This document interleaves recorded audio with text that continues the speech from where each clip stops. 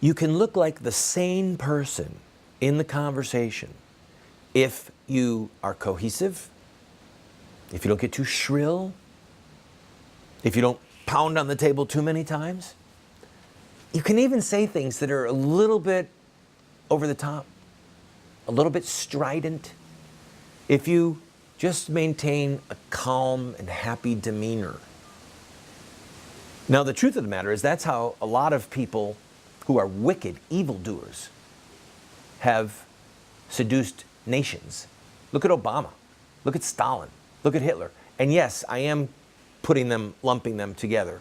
We can talk about that in another day. But the ethical trajectory of Obama is evil, all right?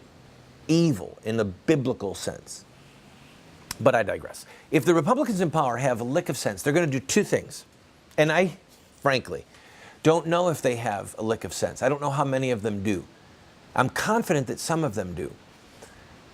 I don't know about most of them, and I'm certain that John Boehner and Mitch McConnell, they are not equal to the task. Maybe there could be some insurrection among their ranks. Two things they need to do. Number one, they need to say no to Obama's agenda. If he wants to push for something, 95 times out of 100, the answer is going to simply be no. Now, Randall, why would you say that? Because what does Obama want? He wants higher taxes. He wants us to be energy dependent upon the Saudis and terrorist nations for our oil. He doesn't want to have the Keystone pipeline. I mean, go down the list. Obama wants to murder babies. So the Republicans have to say no. They don't have to go and sit in there and come up with a compromise. No, here's what they do. This is point number two. Pass bills. Pass bills. I think the no-brainer bill, if I was advising some of these guys, here's the no-brainer bill. You ready? Pass comprehensive Keystone pipeline legislation. All right, now this is political. All right, ethically, the number one goal is to stop the murder of babies, and number two, to stop the militant homosexual juggernaut. All right, but if I'm going to give advice to this Congress that on a political level, start the discussion right now about defunding Planned Parenthood, okay, in the next budget. Get ready to do that battle. But a bill that they could pass quickly and then show the country that Obama is a maniac, pass a comprehensive bill that allows the Keystone pipeline to come from Canada all the way to Texas, okay? That's what you do. Hammer out the language, get it to the president's desk.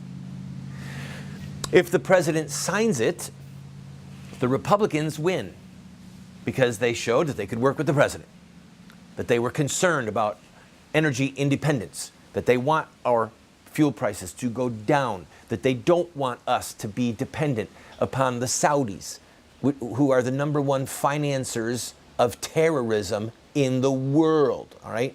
They don't want Americans paying for terrorist acts in their Midwest gas pumps, all right? So it's a win if the president signs it. If he refuses to sign it, guess what? He's the bad guy. He's the president of no.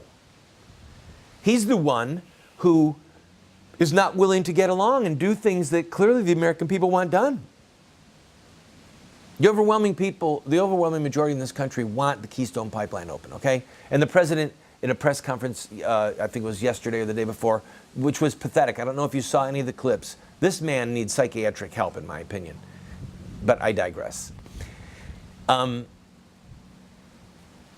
Americans want energy independence. They want the price of fuel to go down. They would love the tens of thousands of jobs that would be created to just build the Keystone pipeline.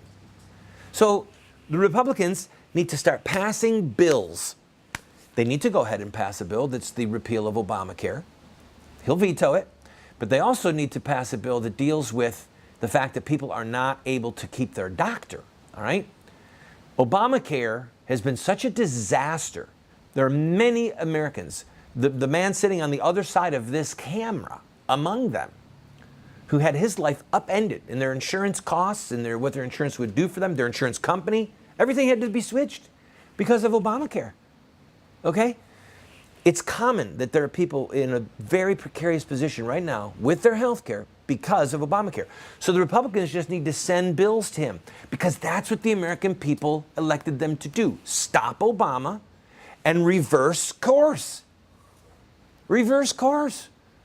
And if they will do that and they get in a tussle with Obama for the next 2 years, well, they can show the American people, this is who we are, this is what we stand for, and if you'll give us a Republican president who will work with us in Congress, we can change course in this country. But if they go up there going, well, we don't want a government shutdown, and we don't want Obama to work to grant amnesty to all these illegal immigrants using an executive order, so we want to play ball with them. We want to be the party of yes. No, no, no. Be the party of no. Look at him in the face and say, President Obama, thou shalt not steal. Thou shalt not covet. Thou shalt not murder. Oh, I like the ring of that.